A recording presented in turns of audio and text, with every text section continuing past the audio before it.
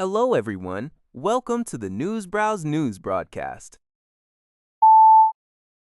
NHK reports that U.S. Labor Secretary Lori Chavez-DeRemer is stepping down from her position amidst swirling reports of misconduct. The White House officially announced her departure, with Communications Director Stephen Chung stating on Monday that Chavez-DeRemer is leaving to take a position in the private sector and praising her phenomenal job. However, U.S. media outlets have detailed a series of serious allegations against the Labor Secretary. These include claims of drinking alcohol on the job, engaging in an extramarital affair with a security officer, and appropriating public funds for personal travel. The reports indicate that the Labor Department is currently conducting an internal investigation into these matters. Furthermore, President Donald Trump has reportedly expressed considerable frustration and disappointment regarding Chavez-DeRemer's actions. Her resignation marks the third cabinet member to depart during Trump's second term, following former Homeland Security Secretary Kristi Noem and Attorney General Pamela Bondi.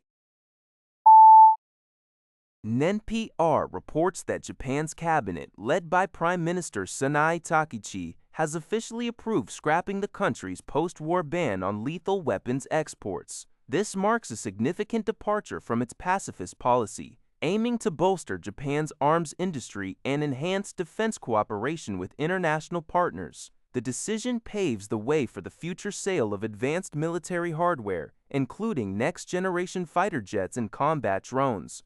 The move comes as Japan accelerates its military buildup in response to escalating security challenges in the Indo-Pacific region, citing threats from China, North Korea, and Russia.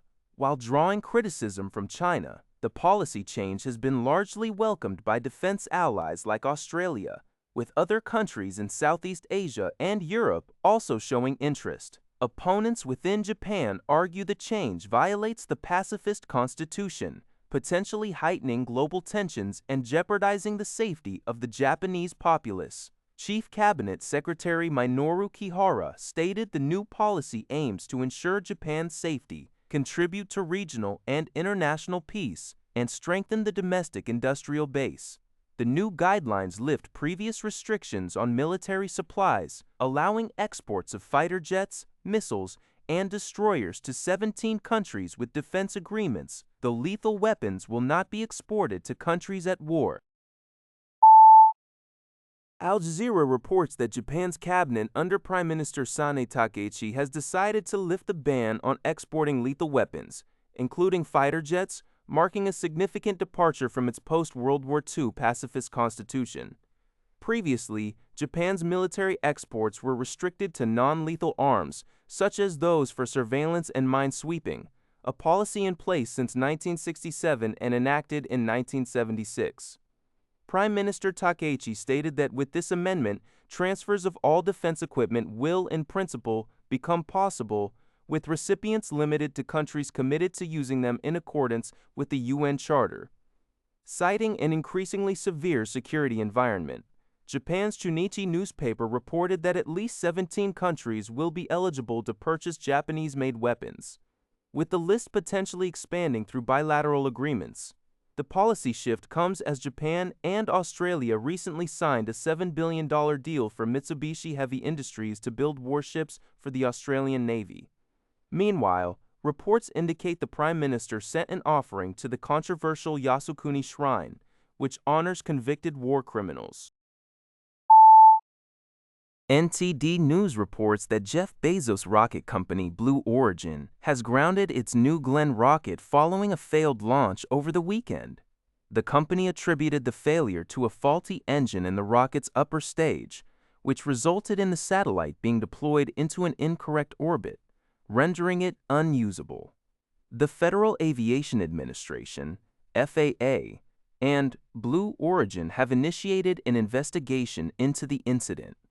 During the launch from Cape Canaveral Space Force Station on Sunday, the first stage booster successfully landed on an ocean barge.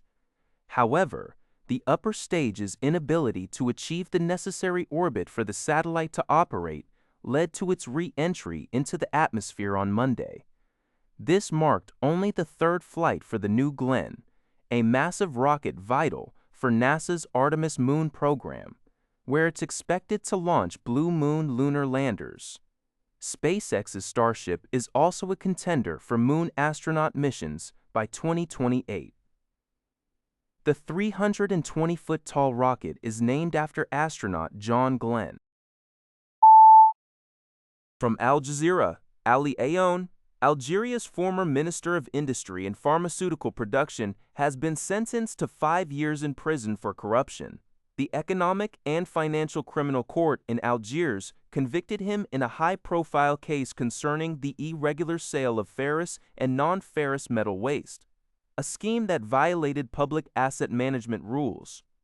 Prosecutors had sought a 12-year sentence for Aoun, who served as minister between 2022 and 2024, and a 10-year sentence for other defendants. He was also fined 1 million Algerian dinars, approximately $7,500. The case involved accusations of corruption, mismanagement, and the unlawful awarding of industrial and investment contracts, particularly related to the trade in ferrous waste and copper residues. Several other officials were convicted, though some were acquitted due to insufficient evidence. And Aoun's son, Mehdi Aoun, received a 6-year sentence in the same case. This conviction is part of an extensive anti-corruption campaign initiated by President Abdelmadjid Tebboune since coming to power in 2019, targeting senior officials from previous administration. That's all for this video. Thank you for watching. See you in the next video.